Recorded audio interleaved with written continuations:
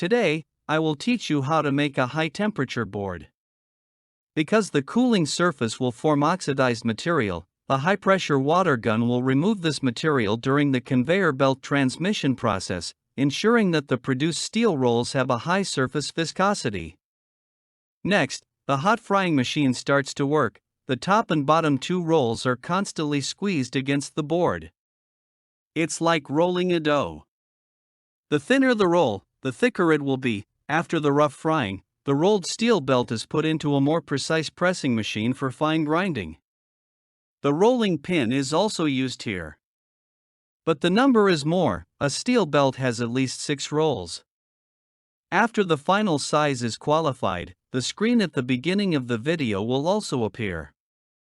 The worker puts the red steel belt on the rotating disc and keeps rolling it. It forms the steel roll we are familiar with.